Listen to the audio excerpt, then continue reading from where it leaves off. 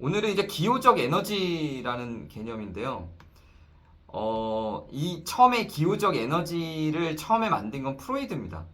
가타리나 둘레지가 만든 게 아니라 처음엔 그 프로이드가 만들었는데, 이제 프로이드가 만든 기호적 에너지하고는 분열 분석적 기호적 에너지는 많이 달라요. 먼저 프로이드가 만든 에너지라는 건 이제 프로이드가 발견해낸 게 굉장히 많아요. 그래서 위대한 건데, 그때는 좀 시대가 그랬기 때문에 좀 많이 편협하긴 했지만, 뭐였냐면 인간의 정신도 결국 에너지화가 된다는 거예요.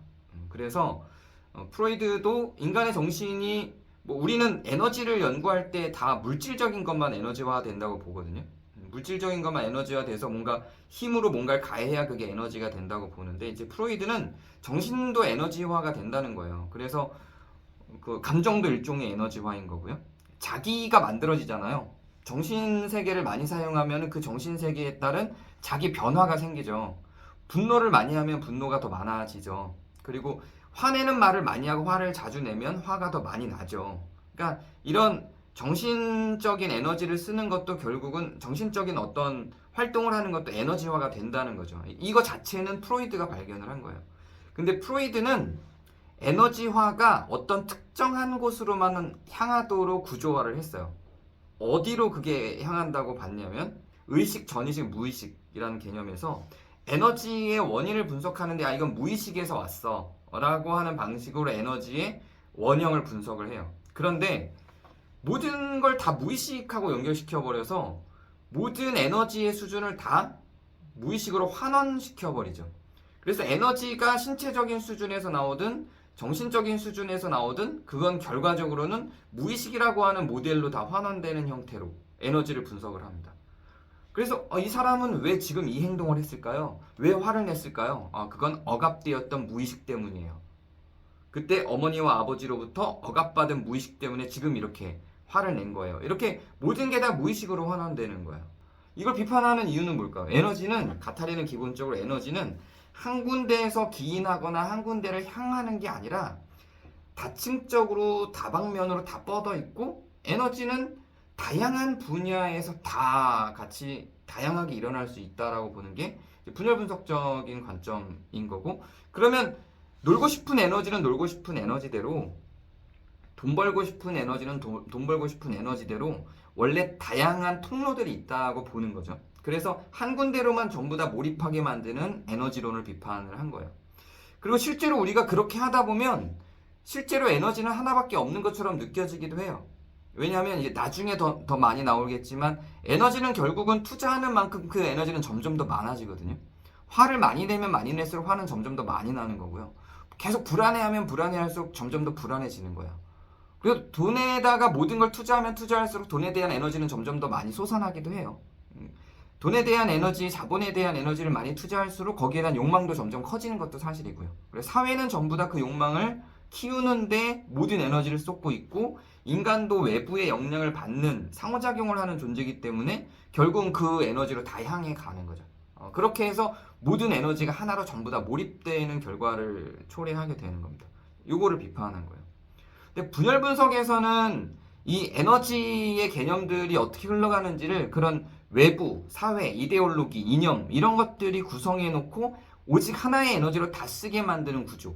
조선시대는 신분 상승을 위해서, 지금은 자본을 위해서 모든 에너지를 다 쓰게 만드는 구조. 이제 이런 것들을 비판하면서 에너지가 어떻게 흘러가야 되는지에 대한 연구를 투자를 많이 한 거예요. 그리고 그 에너지를 어떻게 생성하는지에 대한 연구도 많이 한 거죠.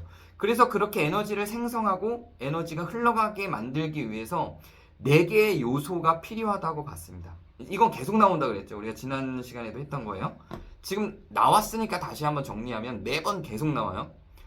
그 우리의 에너지를 가장 안정시키는 실존적 영토, 자기를 향유하는 관점에서 고찰되는 차원으로 실존적 영토, 여기 에너지가 굉장히 이렇게 안정적으로 정리가 돼 있는 형태죠. 그 다음에 눈에 보이진 않지만 실제로 존재하면서 나머지 세 영역에게 영향을 미치는, 실제로 존재하지 않는 것처럼 보이지만 사실상 나머지 세 영역에 다 영향을 주는 형태의 비물질적 우주, 감정과 욕망의 영역, 감정, 욕망, 가치의 영역인 거죠. 이것도 다 에너지라는 거예요. 감정도 욕망도 가치도 전부 다 비물질이지만 에너지를 생성하고 영향을 미치는 요소라고 보는 거죠. 그건 도메인, 기능소라고 보는 거죠. 그 다음에 객관적인 법칙과 진화라고 하는 건 지금 상태에서 더 그 진화론의 진화가 아니라 지금 상태에서 뭔가가 더 발전하고 나아지거나 혹은 퇴보를 하든 뭔가 변화가 있다라는 의미예요. 지금과 달라지는 걸 얘기하는 거예요. 지금과 달라지게 만드는 형태로서의 에너지인 추상기계적 계통. 그리고 실제로 우리의 삶에서 진짜 우리가 에너지라고 느끼는, 실제 우리의 삶에서 일상적으로 흘러가게 하는 물질적인 에너지의 흐름. 이 네 가지 요소가 다 정리가 돼야 에너지가 어디로 흘러가는지 어떻게 흘러가는지를 이해할 수 있다고 본 거예요. 그리고 그거를 구조화하기 위해서 이런 도표를 만들었는데요. 앞으로 이런 방식의 도표는 계속 나와요. 나오면 나올수록 반복되면 반복될수록 이해하기가 쉬워질 거예요. 처음엔 좀 어려우실 텐데. 근데 매번 조금씩 비슷해 보이지만 매번 조금씩 다른 개념들이 나와요. 먼저 여기 네 유형이 있죠. 위에 설명한 나를 안정시키는 나의 규칙인 실존적 영토, 감정과 욕망, 가치가 있는 비물질적 우주, 상상의 세계와 현실의 세계가 머릿속에서 공존하는 추상기계적 계통, 그 다음에 실제 우리의 삶이 흘러가게 하는 흐름. 요 네 가지가 어떻게 구분이 되냐면 요 반을 딱 잘라서 비물질적 우주와 실존적 영토의 부분은 단항적이라고 하고요. 그 다음에 왼쪽으로 추상기적 계통과 에너지 신호 흐름이라고 하는 요 부분은 다원적이라고 하죠. 다원적이라고 하는 건 나 혼자 있는 게 아니라 다른 사람들과 다 같이 살아가는 세계의 에너지들이라는 얘기예요. 나 혼자 만드는 에너지가 아니에요. 다른 사람들과 다 같이 엮여있는 에너지들이라는 의미예요. 다원적이에요. 그래서 근데 여기에 실존적 영토는 내가 편한 거거든요. 나의 규칙이에요. 나의 안정성이에요. 다른 사람의 안정성과 상관이 없어요. 다낭적이에요. 나에게 있는 거예요. 하나예요. 비물질적 우주도 나에게서 나와요. 나의 것이에요. 다낭적인 나의 기준되어 있는 거. 여기는 다원적인 다른 사람들과 함께 나눠야 되는 것들이란 얘기예요. 그리고 여기는 담론성이라고 있죠. 그 다원적인 곳에 담론성이라고 있고 요 다낭적은 그럼 뭘까요? 여기는 안 써 있는데 비담론성이에요. 담론이라고 하는 건 대화하는 그 사람들과 대화하는 주제가 형성되는 걸 담론이라고 하죠. 그 우리가 이제 작년 이맘때 중에 제일 많은 담론이 뭐였어요? 계엄. 이게 제일 많은 담론이었죠. 거기에 뭐 찬성을 하든 안 하든 그게 제일 큰 담론이었죠. 나라 뭐 시대마다 그 나라 전체가 갖고 있는 어떤 담론들이 있죠.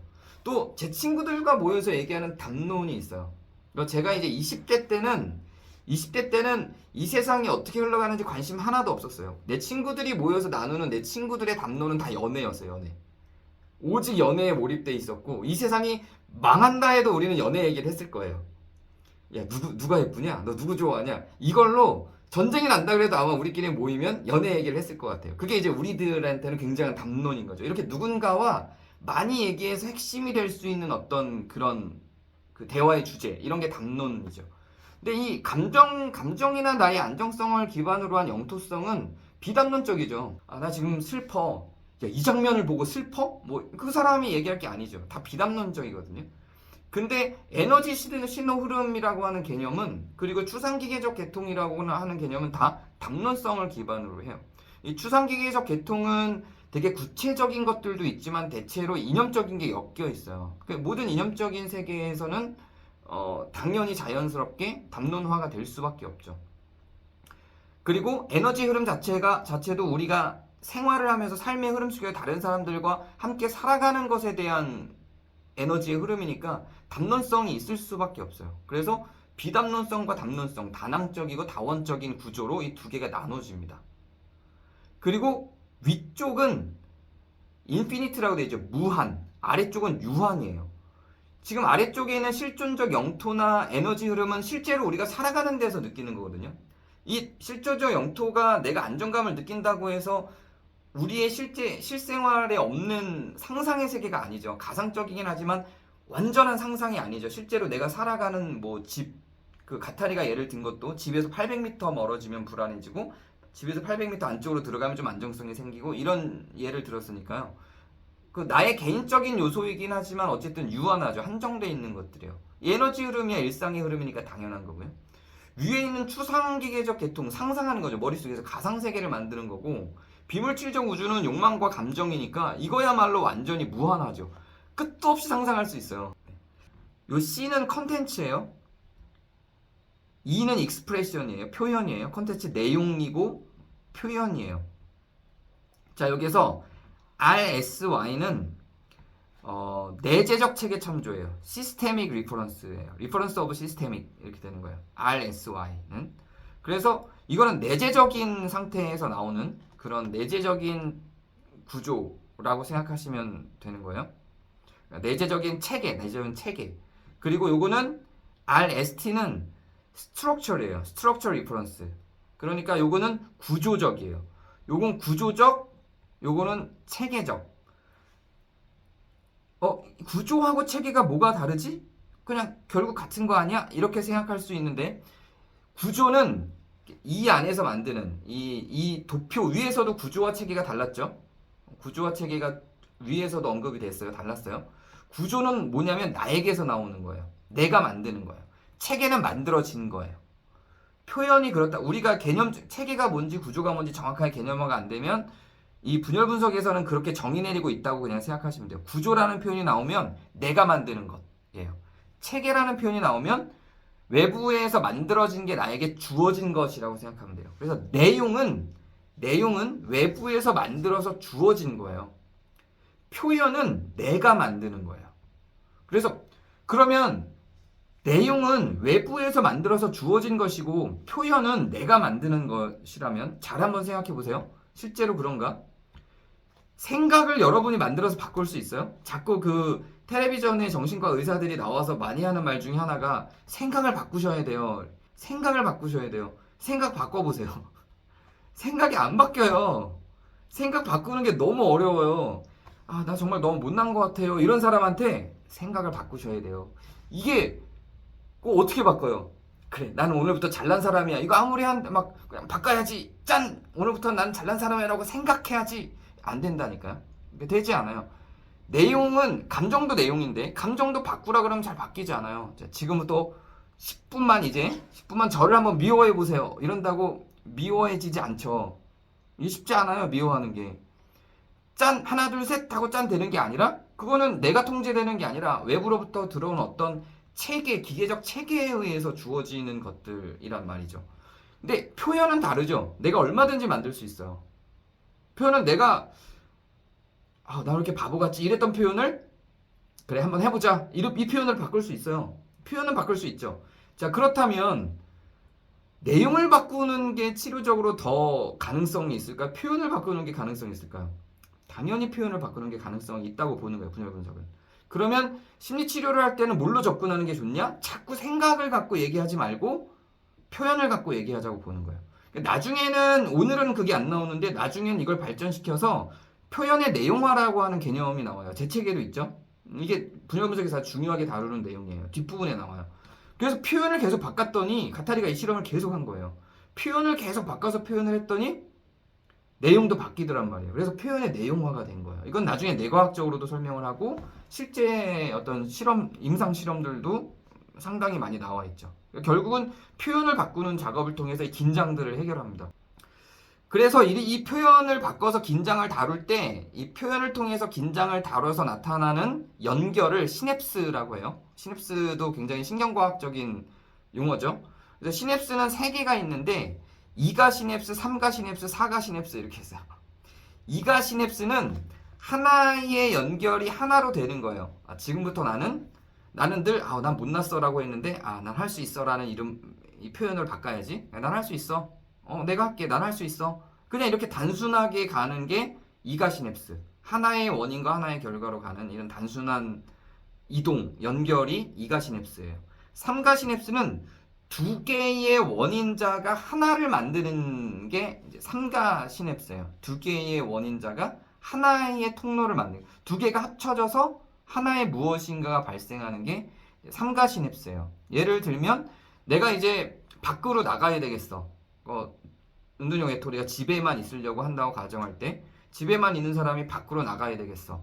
혹은 아버지가 자꾸 때려서 그걸 맞기만 하고 살았던 어떤 아이가 그만 맞아야 되겠어 라고 할 때 이가 시냅스에서는 아버지가 때리려고 그러면 그만 때리세요 딱 막았어요. 이게 이가 시냅스라면, 삼가 시냅스는 그만 때리세요 하고 경찰에 신고하고, 이렇게 되면 이제 두 개가 엮여서 하나의 뭔가가 발생하죠. 이게 삼가 시냅스예요. 사가 시냅스는 여러 개가 표현이 돼서 여러 개의 결과가 나오는 게 사가 시냅스예요. 뭐 만약에 예를 들면 제가 때리지 마세요 말도 표현하고 경찰에 신고도 하고 선생님한테 상담도 하고 실제로 선생님 통해서 상담사 만나서 상담도 진행하고 주변의 친구들한테 도움을 요청하고 이런 여러 가지 표현을 했단 말이에요. 그랬더니 아버지도 안 때리게 되고 상담사 선생님을 통해서 내 감정도 좋아지고 선생님이 소개해줘서 학원도 다니게 돼서 성적도 오르고 이런 여러 가지 다른 결과물들이 나와. 이런 게 이제 사가 시냅스예요. 그래서 이 텐서들을 다루다 보면 우리는 이가만 생각했는데 삼가가 나타나기도 하고 사가가 나타나기도 하죠. 의도적으로 사가를 구성했는데 삼가가 되기도 하고요. 삼가를 하려고 만들었는데 이게 사가가 되기도 하고요. 여러 가지 방식으로 이 표현을 통해서 시냅스들이 만들어진다는 거예요. 표현을 통해서 연결되는 그걸 이제 시냅스라고 얘기를 해요. 이 시냅스의 작동 원리가 어제 그 최현 선생님이 질문해줬던 그 내용이 이제 여기 나오는데요. 내용 많죠.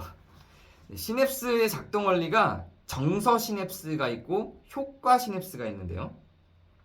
이 정서 시냅스는 그 시냅틱 텐스 오브 어펙트예요. 어펙트. 그래서 SA예요. 시냅스 어펙트. 어펙트는 정동 정서예요.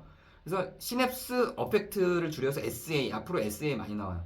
그 다음에 효과 시냅스는 이 이펙트예요. 시냅스 이펙트예요. 그래서 효과 시냅스는 정서의 결과로 나와 있는 어떤 표현적 외부 형태를 효과 시냅스라고 불러요. 그리고 마음속에 있는 이 정서 상태, 이 내재적인 정서 상태를 정서 시냅스라고 불러요. 자, 정서 시냅스가 먼저 오고 효과 시냅스가 나중에 오면 여기 보죠. 여기 횡립성이라고 돼 있죠. 정서 시냅스가 먼저 오고 효과 시냅스가 나중에 오면 우리는 수동적이 되나요? 능동적이 되나요? 수동적이 돼요. 정서는 바뀌지 않는다니까요. 정서는 바뀌지 않아요. 정서 시냅스로 정서에 기반해서 표현을 하고 사는 거예요. 이거는 바뀌지 않아요. 예를 들면 내가 불안해요. 불안해요. 이렇게 가는 거. 정서에 따라서 내 행동이 효과로 나타나는 거. 정서의 효과로 나타나는 거. 이거는 변하지 않아요. 굉장히 일시적이에요. 그냥 그대로 흘러가는 거예요. 근데 반대로 가는 거죠. 효과 시냅스로 정서 시냅스로 전환하는 거예요. 표현과 행동을 효과로 내가 원하는 효과로 먼저 만들고 그 효과를 행동을 함으로 정서를 만드는 거죠. 그러면 이게 이제 더 지속적일 수 있다는 거예요. 나 이거 해볼 수 있겠어. 나 오늘 좋은 일이 생겼어. 이렇게 표현들이 효과 시냅스가 바뀌면 그것으로 인해서 이 기호의 투여가 에너지를 만들어서 그게 정서 에너지를 만들어요. 그래서 그러면 효과 시냅스를 다루는 게 편하냐? 정서 시냅스를 다루는 게 편하다는 거죠. 이것도 이제 아까 똑같은 거예요. 인지를 다루는 게 좋냐? 표현을 다루는 게 좋냐? 하고 똑같은 거예요. 당연히 표현을 다루는 게 정서는 못 다뤄요. 다룰 수가 없어요. 지금부터 우리 사랑합시다. 이렇게 안 된다니까요. 부부 상담 왔을 때 자, 지금부터 두 분 사랑하시는 겁니다. 자, 사랑하세요. 이렇게 되지 않는다고요. 자, 매일 사랑한다고 10번씩 말하게요. 아침마다 안아주세요. 이렇게 효과 시냅스를 가야 그 다음에 정서 시냅스로 연결이 된다는 이야기를 하는 겁니다. 자, 이게 이제 이게 실습을 해야 되는데 이렇게 강의만 하면 너무 재미가 없는데요. 이거 하나하나 그래도 정리를 해볼게요. 여기가 컨텐츠가 이제 내용의 영역이고요. 익스프레션이 표현의 영역이에요. 그래서 그 익스프레션하고 컨텐츠하고 반을 딱 갈라서 요 단학적 담론성이 표현이 결국 주는 쪽에 있어요. 표현은 내가 줄 수 있어요. 만들 수 있어요. 근데 컨텐츠, 이 내용은 주어진 것들이에요. 대부분 다. 그래서 내용은 우리가 건드릴 수가 없고 표현을 우리가 건드릴 수 있다라는 의미예요. 그래서 표현을 건드릴 수 있다라고 하는 건 내가 뭔가 뭘 줄 수 있는지, 뭘 주고 있는지, 어떤 걸 하고 있는지, 외부에다가 뭘 하는지 이런 걸 분석하고 이거를 바꾸는 작업을 하는 게 좋다는 거죠. 이게 구조적인 참조로서 이 구조를 만드는 내 구조를 만드는 거예요. 이게 주체적 시냅스, 이게 연산자 혹은 작동자 이렇게 되죠. 이게 주체적 시냅스예요. 내용에만 계속 귀를 기울이고 내용에만 계속 신경 쓰고 나는 왜 감정이 안 바뀌지? 나는 왜 우울하지? 나는 왜 불안하지?